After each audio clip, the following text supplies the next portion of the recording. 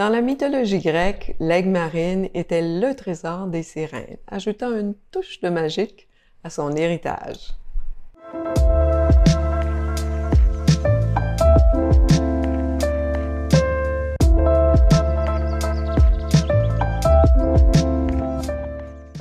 Bonjour, Linda Richer de la bijouterie Robert Richer à Dorval. Et mon vidéo d'aujourd'hui est sur la pierre de naissance du mois de mars, l'aigle marine.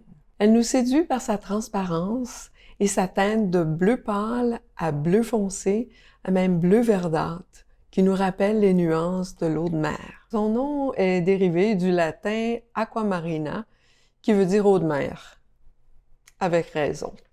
Les pierres de teinte les plus intenses étant les plus rares et les plus précieuses. C'est la présence de fer dans sa composition qui lui donne sa couleur bleutée. La cristallographie de l'aigle marine forme des cristaux hexagonaux de forme allongée. Ils peuvent croître en spécimens assez impressionnants, le plus gros trouvé à date ayant 2 pieds de long et pesant 100 livres.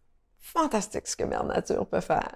Elle est de la famille des minéraux de béryl, qui inclut l'émeraude et la morganite. Le Brésil en est la principale source depuis les 2 derniers siècles, malgré qu'elle est trouvée dans tous les continents. Comme plusieurs pierres précieuses, elle peut avoir été chauffée pour en améliorer sa couleur.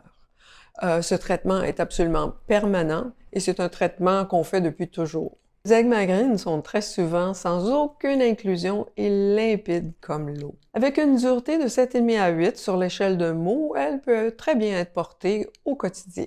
Les pierres plus bleutées seront mises en évidence serties dans du métal blanc comme l'or ou l'argent ou le platine. Et celles avec une touche de vert vont bien faire dans de l'or jaune. C'est très certainement la reine Élisabeth qui avait la plus belle suite d'aigles marines. Sa couronne d'aigle marine a été commissionnée pour aller avec son collier et ses boucles d'oreilles. Et en 1971, elle l'a surclassée quand le Brésil lui a offert des pierres encore plus grosses. Pas vraiment sûr ce que je ferais avec une telle parure, mais laissez-moi vous dire que donner la chance, je m'arrangerais pour que ça marche. Et il y a aussi la bague de Lady Di, une bague qu'elle a commissionnée en 1996 après son divorce de Charles et qui est portée aujourd'hui par Meghan Markle. Tout ça nous confirme qu'un beau bijou peut être apprécié par plusieurs générations.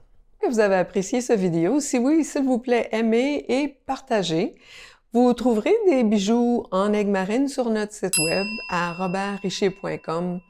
Juste pas les bijoux de la reine.